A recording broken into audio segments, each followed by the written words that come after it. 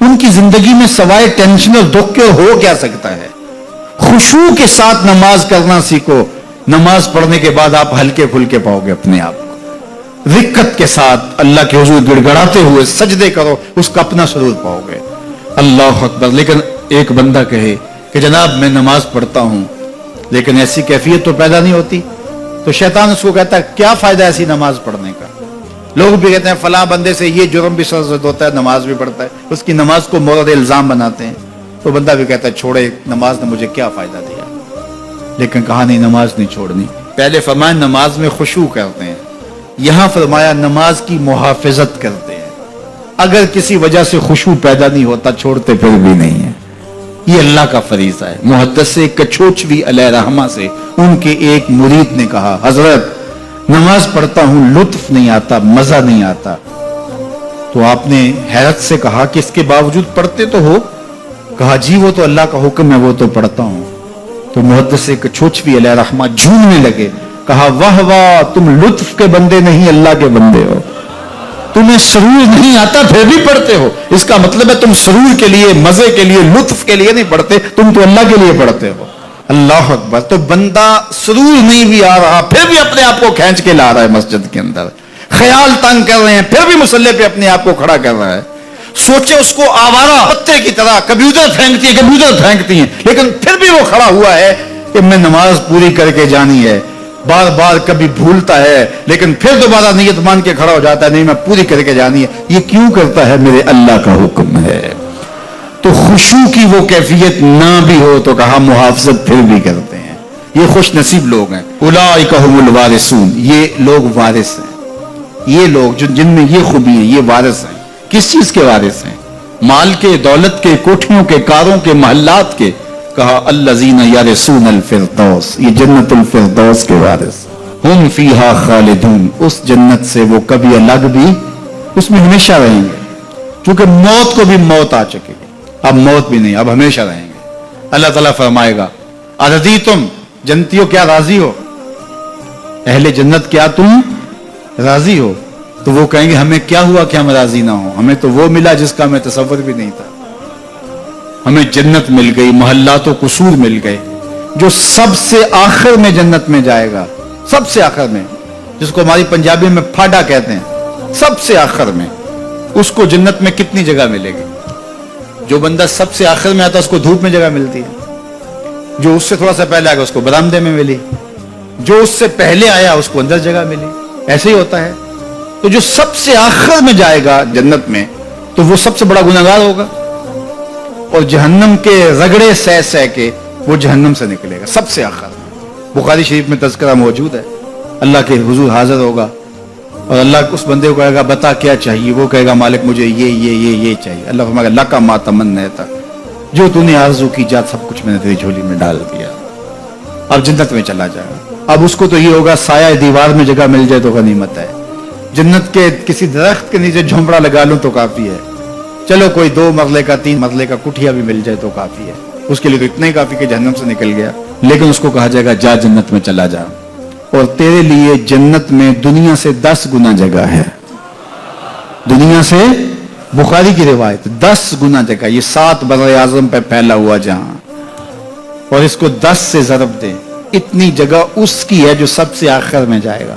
जब अल्लाह ये फरमाएगा तो वो कहेगा अतस्खुर वांतल मालिक, मेरे रब तू मुझे रब हो के मजाक कर रहा है, मालिक हो के मुझसे मजाक कर रहा है, बादशाह हो के मुझसे मजाक कर रहा है। उसको लगेगा ही नहीं कि मुझको, मैं सारी जिंदगी पाप करने वाला लेकिन ईमान का चरागा तो अंदर था।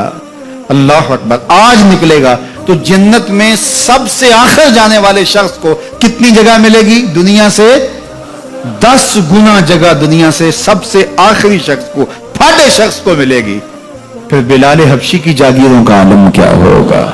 अबू बकर उमर की जागीरों का आलम क्या होगा? बाबा फरीद गंजे शकर, दाता गंज बख्श अली अजवेरी, शेख अहमद मुजद्दिद अल्फसानी की जागीरों का आलम क्या होगा? मालिक के हुजूर जब बंदा इज्जत से सर झुका देता है, अल्लाह की रहमतें बंदे पे नाज़िल होती है। एक रिवायत में आता है जब बंदा नमाज के लिए खड़ा होता है, अभी उसने सजदे में जाना होता है, अभी वो कयाम ही करता है, अल्लाह फरमाता है मेरे बंदे के गुनाह जो है इसके बदन से निकालिए, एक समत कर दो। تاکہ میرا بندہ اس حالت کے اندر میرے حضور حاضر ہو کہ وہ گناہوں سے پاک اور صاف ہو۔ حضرت نبی رحمت صلی اللہ علیہ وآلہ وسلم فرماتے ہیں کہ پھر اس کے سارے گناہ اس کے بدن سے اتار کے ایک سمت رکھ دیا اور بندہ مصلی پہ سبحان ربی العالی کے نغمے الاپتا ہے، رکوع کرتا ہے، سجدے کرتا ہے۔ جب سلام پھیر کے نماز ختم کر کے دعا کر کے جانے لگتا ہے تو فرشتے عرض کرتے ہیں مالک یہ جو گناہ اتار کے ایک سائڈ پہ رکھے تھے یہ دوبارہ اس کو دے دیں؟ اللہ فرماتا ہے جس کی جھولی سے گناہ نکال لیے تھے دوبارہ اس کی جھولی میں نہیں ڈالیں۔ اللہ اکبر۔ اور ایک روایت کے لفظ ہیں کہ جب بندہ نماز کے لیے کھڑا ہوتا ہے اس کے کندھوں کے اوپر سارے گناہ آ جاتے ہیں اور اس کے سر کے اوپر گناہ آ جاتے ہیں۔ جب رکوع میں جاتا ہے تو کندھوں والے گناہ گر جاتے ہیں، اور جب بندہ سجدے میں سر رکھتا ہے تو اللہ تعالیٰ اس کے سارے گناہوں کو ختم کر دیتا ہے اور وہ بالکل پاک ہو جاتا ہے۔ حضرت سلیمان فارسی ایک دن ایک درخت کے نیچے کھڑے تھے، آپ نے درخت کی شاخ کو پکڑ کے جنبش دی، حرکت دی، موسم خزاں تھا، درخت کی شاخ کے سارے زرد پتے گر گئے۔ ایک صحابی پاس کھڑے تھے، انہیں پوچھنے لگے عثمان تو نے مجھے پوچھا نہیں کہ میں نے درخت کی شاخ کو یوں ہلایا کیوں ہے؟ انہوں نے کہا اچھا پھر آپ بتا دیں کہ آپ نے درخت کی شاخ کو یوں کیوں ہلایا ہے؟ کہا سنو پھر ایک دن میں اور چند صحابہ حضور کے ساتھ جا رہے تھے، رستے میں ایک درخت آیا، اس کے نیچے حضور کھڑے ہوئے، حضور نے اس طرح درخت کی شاخ کو پکڑ کے ہلایا، یوں پتے جھڑ گئے، ہم اس منظر کو دیکھتے رہے۔ حضور علیہ السلام نے فرمایا سلمان فارسی تو نے مجھے پوچھا نہیں کہ میں نے اس درخت کی شاخ کو یوں کیوں ہلایا ہے؟ تو میں نے عرض کی حضور آپ بتا دیں کہ آپ نے کیوں ہلایا ہے؟ فرمایا سلمان جس طرح اس درخت کی شاخ کو ہلایا گیا اور سارے پتے جھڑ گئے، جب کوئی بندہ سجدے میں سر رکھتا ہے نماز پڑھتا ہے اس کے سارے گناہ دھل جاتے ہیں اور وہ پاک اور صاف ہو جاتا ہے۔ ایک دن فرمایا صحابہ اگر کوئی بندہ اس کے گھر کے سامنے سے نہر گزرتی اور وہ دن میں 5 مرتبہ اس نہر کے اندر غسل کرے تو بتاؤ اس کے بدن کے اوپر کوئی میل کچیل رہ جائے گا؟ عرض کی نہیں۔ فرمایا اس طرح جو 5 نمازیں پڑھتا ہے اس کے بدن کے اوپر گناہوں کا میل نہیں رہتا۔ فرمایا الصلاۃ معراج المومنین، نماز مومنوں کا معراج ہے۔ عماد الدین الصلاۃ، نماز دین کا ستون ہے۔ حبب الی من دنیاکم ثلاث الطیب والنساء وجعلت قرۃ عینی فی الصلاۃ، مجھے تمہاری دنیا سے صرف 3 چیزیں پسند ہیں، خوشبو، منکوحہ بیویاں اور میری آنکھوں کی ٹھنڈک نماز میں رکھی ہے۔ اور حضور نے یہ بھی ارشاد فرمایا من ترک الصلاۃ متعمدا فقد کفر، جس نے جان بوجھ کے نماز چھوڑی گویا اس نے کفر ہی تو کیا، یعنی کافروں والا کام کیا۔ حضرت امام فخر الدین رازی نے تفسیر کبیر میں لکھا حافظوا علی الصلوات والصلاۃ الوسطی، اس آیت کریمہ کے تحت ایک عورت مدینے کی گلیوں میں چیخ رہی ہے اور کہنے لگی مجھے حضور کے در کا پتہ بتاؤ۔ حضور کی چوکھٹ کا پتہ بتلایا گیا، وہ حاضر ہوئی۔ آقا کریم صلی اللہ علیہ وسلم کی خدمت میں عرض کی حضور میرا خامد سفر پہ گیا ہوا تھا اور میں نے اس کی عدم موجودگی کے اندر زنا کر لیا، حمل ٹھہر گیا اور جو بچہ پیدا ہوا میں نے مارے شرم کے اس بچے کو سرکے کے مرتبان میں ڈال دیا اور پھر اسی سرکے سے میں لوگوں کو فروخت کرتی رہی۔ اب جب کہ میرا ضمیر جاگا ہے میں آپ کی خدمت میں حاضر ہوئی، مجھے بتایا جائے کہ میرے گناہ کا بھی کوئی کفارہ ہے۔ حضور نے ارشاد فرمایا جو تو نے زنا کیا ہے اس کی سزا رجم ہے کیونکہ تو شادی شدہ ہے، اور جو تو نے بچے کو قتل کیا ہے قتل کی سزا قتل ہے، اور جو تو نے سرکہ بیچا ہے فقد ارتکبت کبیرہ، تو نے کبیرہ گناہ کیا ہے، اس کی سزا تو قیامت کے دن پائے گی۔ اس کے بعد حضور فرمایا ان تینوں گناہوں کی یہ سزا ہے، لیکن جس طرح تو گھبرائی ہوئی آئی تھی میں تو یہ سمجھا تھا شاید تیری نماز اثر قضا ہو گئی ہے۔ اب آپ اندازہ کریں کہ نماز کی اہمیت کیا ہے اور ہم اس بات میں کتنی سستی کرتے ہیں۔ کسی سے پوچھا جائے نا آؤ نماز پڑھنے چلے، وہ کہتے ہیں بس یار میرے کپڑے پلید ہیں، کپڑے میرے پاک نہیں۔ تیرے کپڑے کیسے پاک رہ سکتے ہیں؟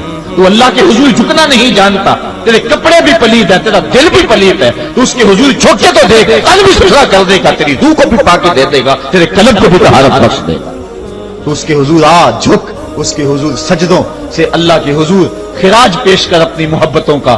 جب بندہ سجدے میں سر رکھتا ہے اللہ فرشتوں میں فخر کرتا ہے میرے بندے کو دیکھو نا بالآخر میرے حضور ہی جھکا ہے نا، کتنے گناہ کیے اس نے، کتنے جرم کیے اس نے، لیکن بالآخر میرے حضور آیا اور اپنے گناہوں کی معافی مانگتا ہے. فرشتوں گواہ ہو جاؤ میں نے اپنے اس بندے کی مغفرت فرما دی.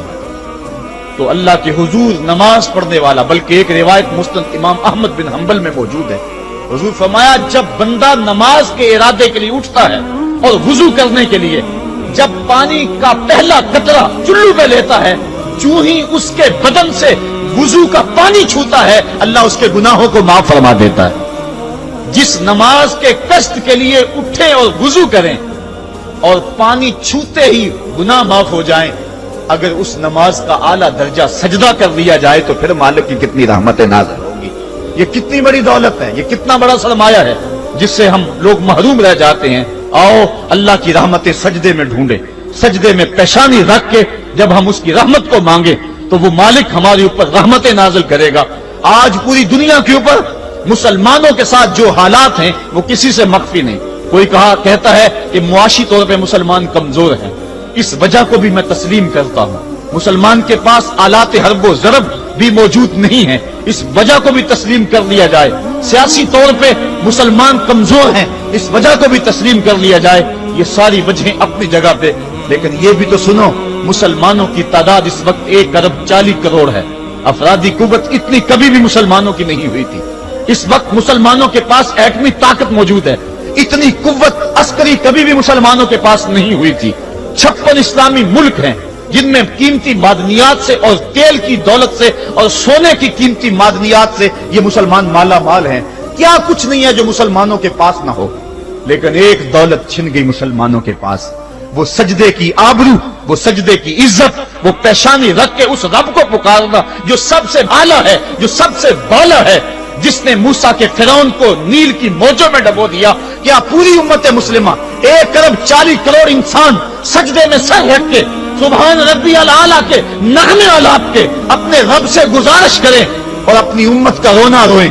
کشمیر میں لٹتی ہوئی جوانیاں اور پل قدس کے اندر بہتا ہوا خون، شبرغان سے لے کر کابل و قندھار تک اور موصل سے لے کر تقریب تک مسلمان کے اوپر جو ظلم و تشدد ہو رہے ہیں، اپنے رب کے حضور اس کا دکھڑا سنائیں اور اپنے مالک کو کہیں میرے مالک ہم لٹ گئے، ہم کٹ گئے، ہم پٹ گئے.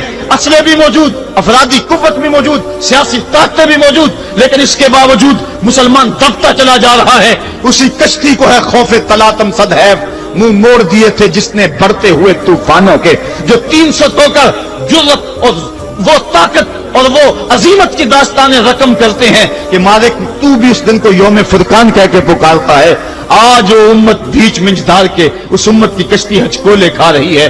ہماری فریاد، ہمارا استغاثہ تیرے سے ہے میرے مالک، ہمارا کھویا ہوا وقار بحال کر دے اور اس امت کو اس مرتبہ کمال تک پہنچا دے جس مرتبہ کمال تک یہ امت پہلے پہنچی تھی، اور ان کا کھویا ہوا وقار بحال کر دیا جائے. آج بھی ہم اگر سجدوں سے اپنے رب کو منا لیں اور وہ روٹھا ہوا رب آج بھی ہماری مدد کے لیے آ جائے تو پھر کوئی قوت، کوئی طاقت ہمیں نہیں لٹار سکتی. آئیے ہم سجدے سے اپنے مالک، اپنے خالق اور اپنے رازق کے حضور اپنی محبتوں اور اپنی الفتوں کا خراج پیش کریں.